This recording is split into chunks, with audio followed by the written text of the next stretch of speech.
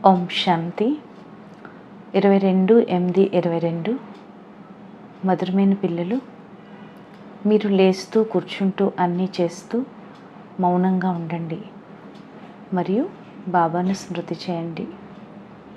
అప్పుడు వారసత్వం లభిస్తుంది. ఇందులో పాటలు, కవితలు మొదలైన వాటి అవసరం కూడా లేదు. ప్రశ్న: బాబాను ముక్తి ప్రదాత అని అనటంలో ఏ ఒక్క విషయం నిరూపించబడుతుంది? జవాబు: బాబా దుఃఖాల నుండి లేక పంచ వికారాల నుండి విముక్తులను చేస్తారు అని అంటాము. మరి అలాగే అందులో చిక్కుకునేలా చేసేవారు కూడా తప్పకుండా ఇంకొకరుంటారు. ముక్తి ప్రదాత ఎప్పుడు ఎందులోనూ చిక్కుకునేలా చేరు. వారిని దుఃఖహర్త, సుఖకర్త అని అంటారు. కావున వారెవరికైనా దుఃఖాన్ని ఎలా ఇవ్వగలరు? ఎప్పుడైతే పిల్లలు దుఃఖితులుగా అవుతారో అప్పుడు ఆ ఒక్క తండ్రిని స్మృతి చేస్తారు. దుఃఖాన్ని ఇచ్చేవాడు రావణుడు. రావణ మాయ శ్రపితులుగా చేస్తుంది. వారసత్వాన్ని ఇచ్చేందుకు బాబా వస్తారు. పాట: ఎవరైతే ప్రియుని చింతలు ఉంటారో వారిపై జ్ఞానవర్షం కురుస్తుంది. ఓం శాంతి. ఈ జ్ఞాన మార్గంలో గీతాలు, కవితలు, డైలాగులు మొదలైన వాటి అవసరం లేదు. ఇవన్నీ భక్తి మార్గంలో నడుస్తాయి. ఇక్కడ అర్థం చేసుకోవాల్సి ఉంటుంది. ప్రతి ఒక్క విషయాన్ని బుద్ధి ద్వారా అర్థం చేసుకోవాలి. మరియు ఈ విషయాలన్నీ సహజమైనవే కూడా. అనగా ఈ జ్ఞానం సహజమైంది. ఒక్క పాయింట్ ద్వారా కూడా మనుషులు పురుషార్థాన్ని చేయటం మొదలు పెడతారు. పాటలు వినవలసిన అవసరం కానీ, కవితలు తయారు చేయవలసిన అవసరం కానీ ఇక్కడ లేదు. గృహస్థ వ్యవహారంలో ఉండాలి. వ్యాపార వ్యవహారాలు చేయాలి. అవన్నీ చేస్తూ మీరు నా నుండి వారసత్వాన్ని ఎలా తీసుకోవచ్చు అన్నది బాబా చెప్తున్నారు. లేస్తూ కూర్చుంటూ అన్నీ చేస్తూ మౌనంగా ఉండాలి. లోపల ఆలోచన నడుస్తూ ఉండాలి. బాబా అర్థం చేయించారు. అర్థం చేసుకునేందుకు ఈ విషయం చాలా సహజమైనది. కొత్త ప్రపంచం పాత ప్రపంచంగా అయ్యేందుకు సమయం పడుతుంది.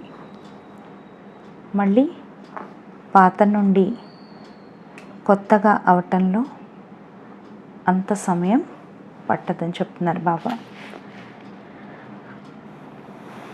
బాబా కొత్త సృష్టిని రచిస్తారు. మళ్ళీ అది పాతగా అవుతుంది అని పిల్లలకు అర్థం చేయించడం జరిగింది. సుఖ దుఃఖాల ప్రపంచం రచింపబడి ఉంది. కానీ సుఖాన్ని ఎవరిస్తారో, దుఃఖాన్ని ఎవరిస్తారో ఎవరికి తెలియదు. ఇది తప్పకుండా రచింపబడి ఉంది. ఈ చక్రం నుండి మనం వెలువడలేము అంటున్నారు బాబా. దీనిని డ్రామా అని అంటారు. నాటకం అని అనటం కన్నా డ్రామా అని అనటం బాగుంటుంది. నాటకాలు ఏవైతే జరుగుతాయో అందులో మార్పులు జరగవచ్చు. అందులో ఎవరినైనా తీయవచ్చు, లేక ఇంకెవరినైనా కలపవచ్చు. ఇంతకుముందు నాటకాలే జరిగేవి, సినిమాలు ఇప్పుడే వెలువడ్డాయి. సినిమాలో ఏ ఫిలిం అయితే షూట్ చేయబడుతుందో అది పునరావృతం అవుతూ ఉంటుందని చెప్తున్నారు బాబా. ఆ సినిమాలు కూడా వాటి ద్వారా జ్ఞానాన్ని పూర్తిగా అర్థం చేసుకునేందుకే వెలువడ్డాయి. నాటకంలో మార్పులు జరగవచ్చు, కానీ సినిమాల్లో మార్పులు జరగచాలవు. ఇది పావనమైన కొత్త ప్రపంచం మరియు పాత పతిత ప్రపంచముల కథ.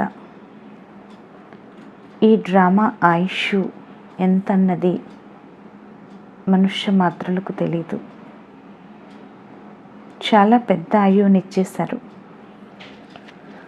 మనుష్యులు ఏమీ అర్థం చేసుకోలేరు. కొత్త ప్రపంచంలో ఎంతో వివేకవంతులుగా, ఎంతో తెలివైన వారిగా, ధనవంతులుగా, పవిత్రులుగా, సర్వగుణ సంపన్నులుగా ఉండేవారు. ఈరోజు బాబా ఎందుకు ఈ విధంగా అర్థం చేయిస్తున్నారు? పిల్లలు వెళ్ళి ఈ విధంగా భాషణ చేయాలని అర్థం చేయిస్తున్నారు. మొట్టమొదట భారతదేశ మహిమను చేయాలి. భారతదేశమును ఈ విధంగా ఎవరు తయారు చేశారు? అప్పుడు పరంపిత పరమాత్మ మహిమ వెలువడుతుంది. వారిని అందరూ స్మృతి చేస్తారు. ఎందుకు స్మృతి చేస్తారు? ఎందుకంటే పాత ప్రపంచంలో దుఃఖం ఎంతగానో ఉంది. దుఃఖాన్నిచ్చేవి పంచవికారాలే. సత్య త్రేత యుగాలను సుఖధామము అని అంటారు.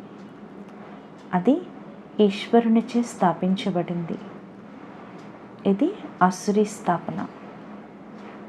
ఇందులో మనుష్యులు పంచవికారాలలో చిక్కుకుని ఉంటారు. తండ్రియే విముక్తులను చేస్తారు అని కూడా అర్థం చేసుకుంటారు. ఎవరైతే ముక్తి ప్రదాతయో వారు చిక్కుకునేలా చేయరు కదా. వారి పేరే దుఃఖహర్త, సుఖకర్త. వారిని దుఃఖకర్త అని అనలేము. పంచవికారాలే దుఃఖాన్ని ఇస్తాయని, వాటి నుండి బాబా వచ్చి విడిపిస్తారని ఎవరికీ తెలియదు. ఇవి బాగా అర్థం చేసుకోవాల్సిన విషయం. మొత్తం ప్రపంచమంతటిలోనూ ఈ సమయంలో రావణ రాజ్యం ఉంది. అది కేవలం లంక విషయం కాదు. మనుష్యులకు తమ తమ అభిప్రాయాలు ఉన్నాయి. ఎవరి బుద్ధిలోకి ఏది వస్తే అది వ్రాసేస్తారు. అలాగే ఈ శాస్త్రాలు తయారు చేయబడ్డాయి. తమ తమ శాస్త్రాలను తయారు చేస్తారు. మనుష్యులకి ఏమీ తెలియదు. భగవాన్ వాచ ఈ వేద శాస్త్రాలను చదవటం, యజ్ఞ తపాదులను చేయటం మొదలైనవి ఏవైతే మీరు చేస్తూ వచ్చారో అవన్నీ కిందకు దిగే కళకు చెందినవే. మీరు ఏవైతే తయారు చేశారో అవన్నీ మిమ్మల్ని కిందకు దిగజార్చేందుకే. మీకు కిందకు దిగజారే మతమే లభిస్తుంది. ఎందుకంటే ఇది అసలు దిగజారే కళ. పావన ప్రపంచం ఉండేది ఇప్పుడు పతిత ప్రపంచంగా ఉంది. అర్థకల్పం కొత్త ప్రపంచం, అర్థకల్పం పాత ప్రపంచం. 24 గంటలు ఉంటాయి కదా. 12 గంటల తర్వాత పగలు పూర్తయి మళ్ళీ రాత్రి ప్రారంభమవుతుంది. అలాగే ఈ బ్రహ్మ పగలు మరియు బ్రహ్మరాత్రి ఎంతో ప్రసిద్ధమైనవి. విష్ణు పగలు విష్ణు రాత్రి అనరు. ఇవి ఎంత గుహ్యమైన విషయాలు. బాబా తప్ప ఇంకెవ్వరూ వీటిని అర్థం చేయించలేరు. ఇప్పుడు తమో ప్రధానత నుండి సతో ప్రధానతలోకి వెళ్ళాలి.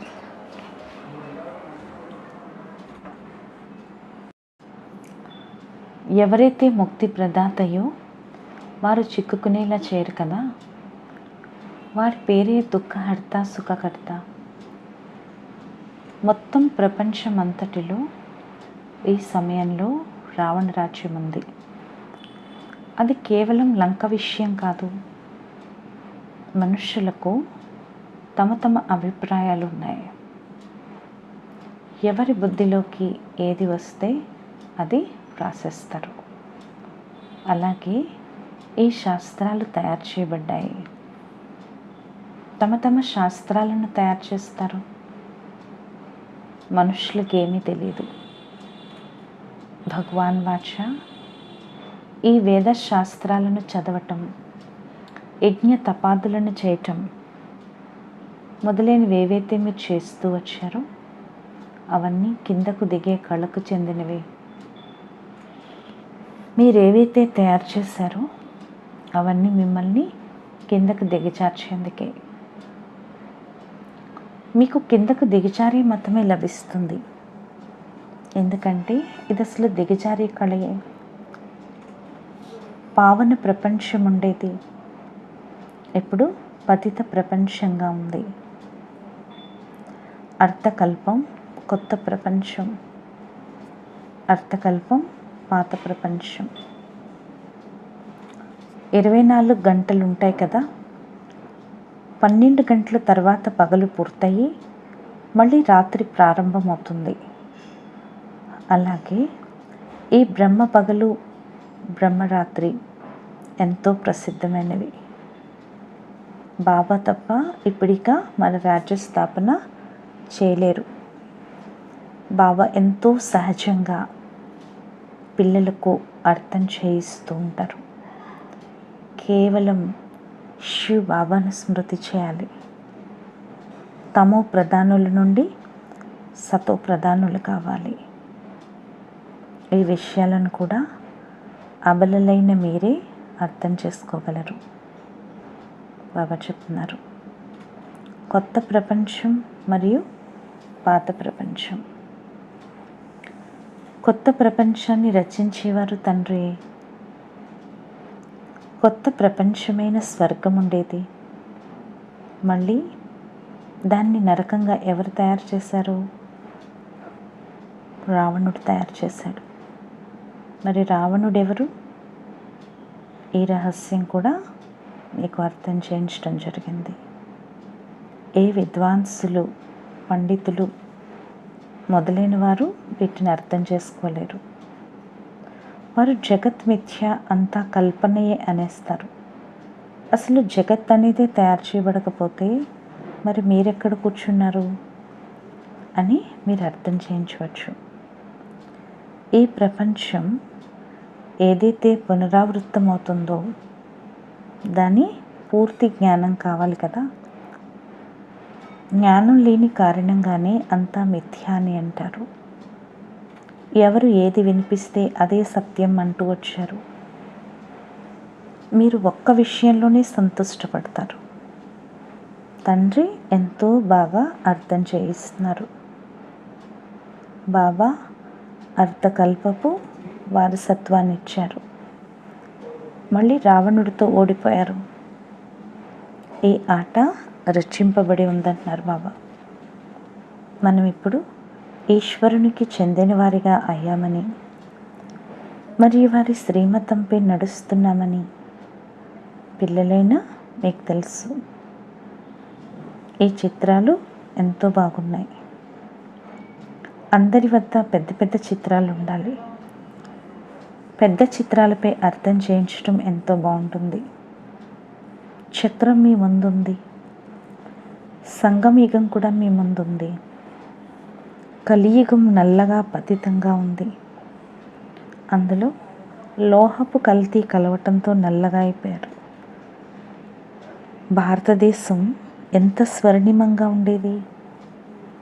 ఇప్పుడు మళ్ళీ ఇది ఇనుప యుగం నుండి మార్పు చెందవలసి ఉంది.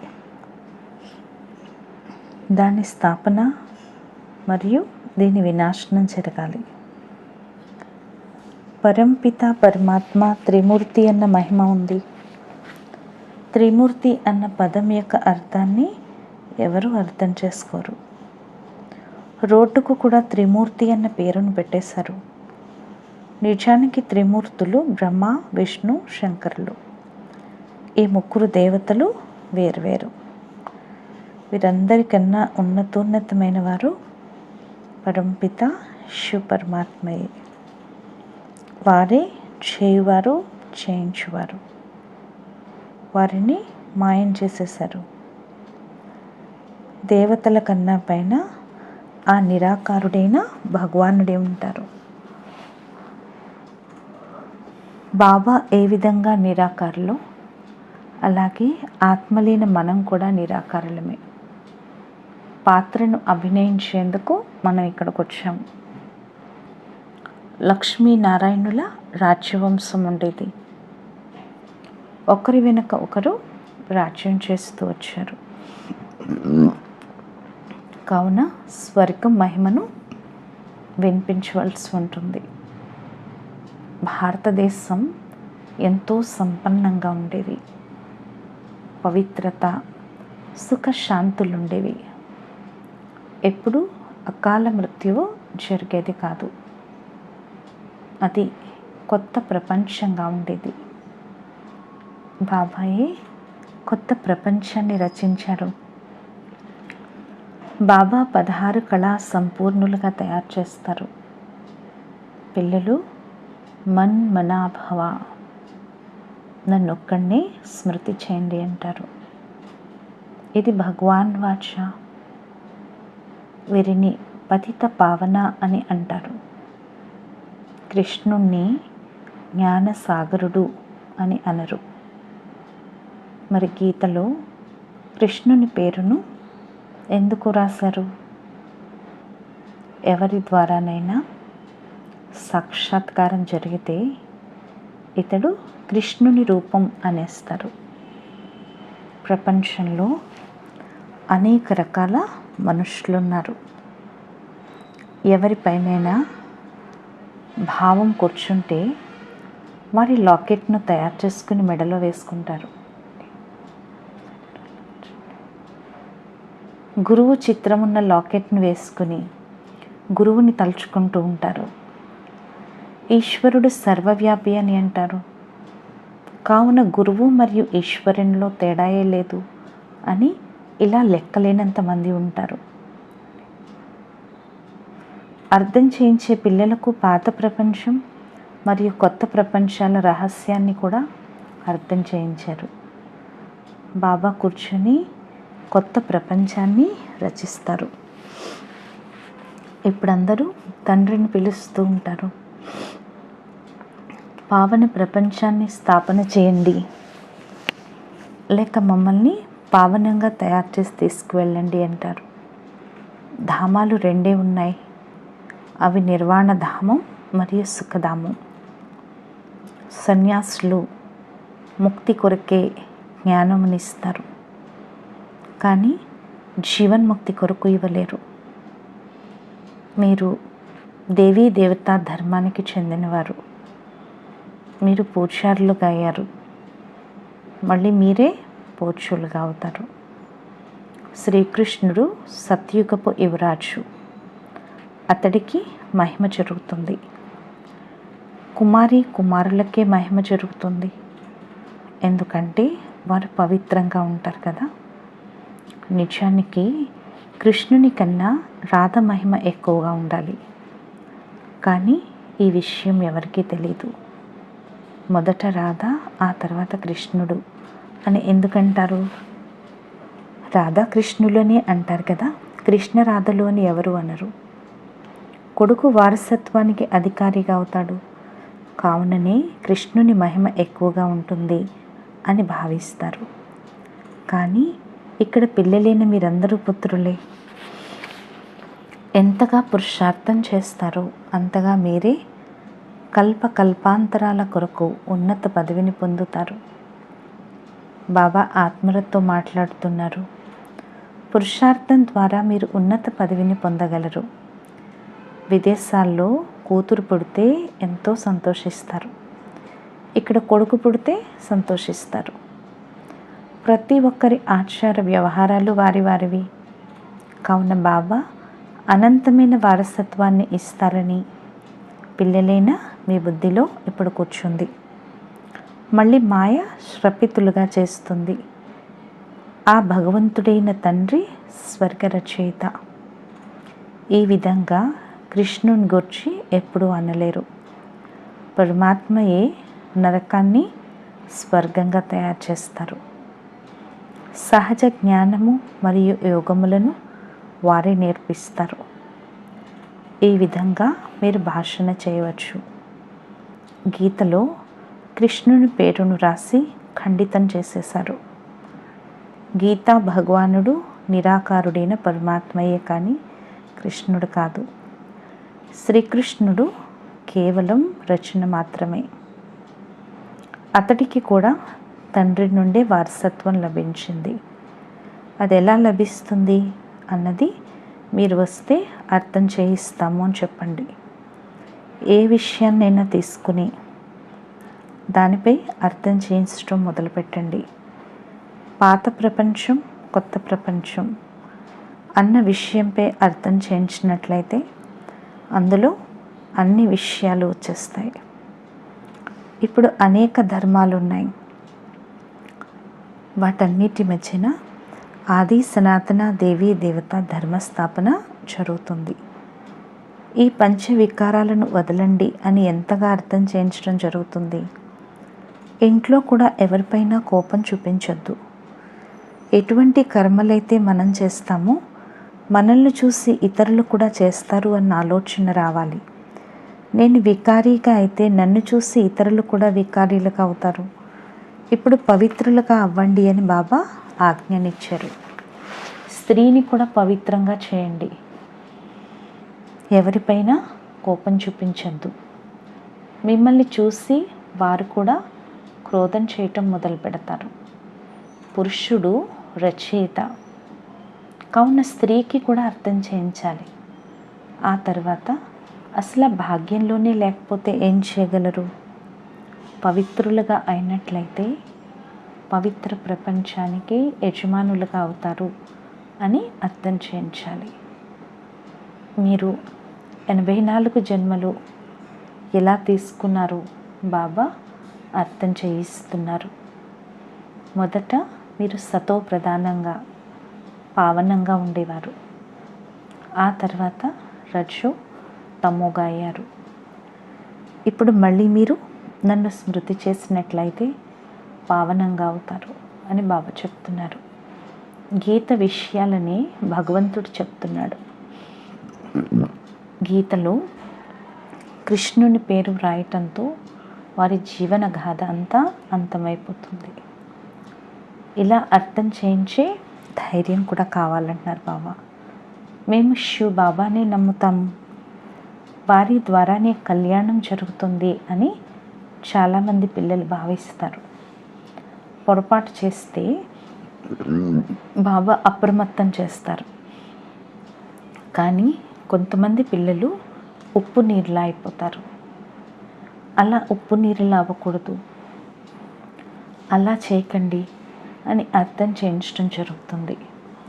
కొందరు ఎటువంటి వారంటే పరస్పరం ఒకరిపై ఒకరు గౌరవాన్ని కూడా ఉంచరు. తమకన్నా పెద్దవారితో నువ్వు అంటూ మాట్లాడతారు.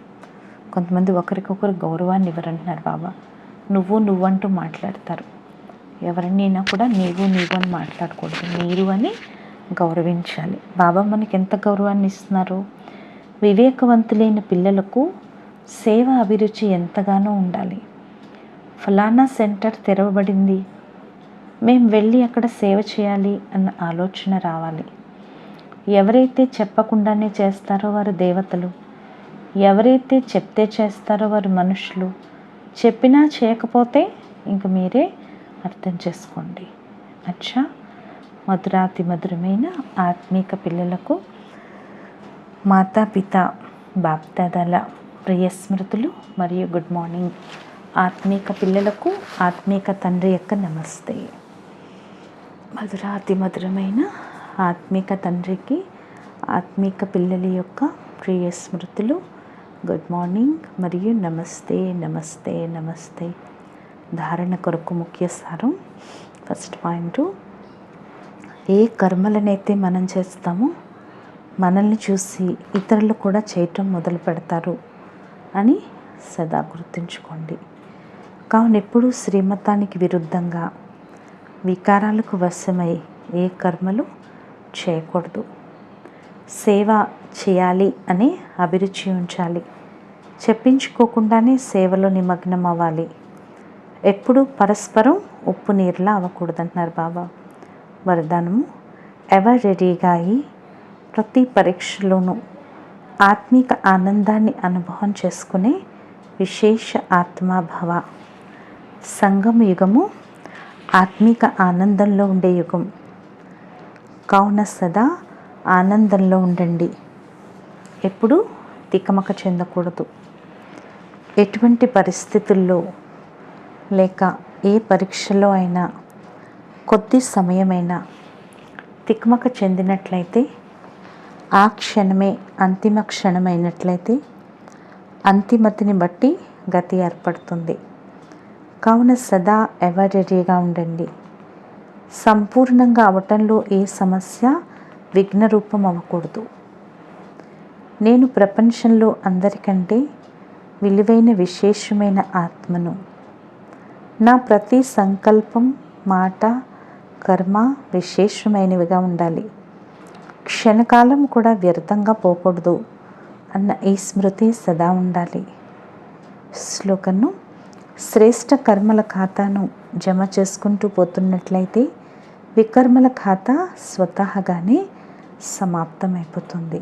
ఈరోజు స్వమానము, నేను విశేషాత్మను. అచ్చా, ఓం శాంతి.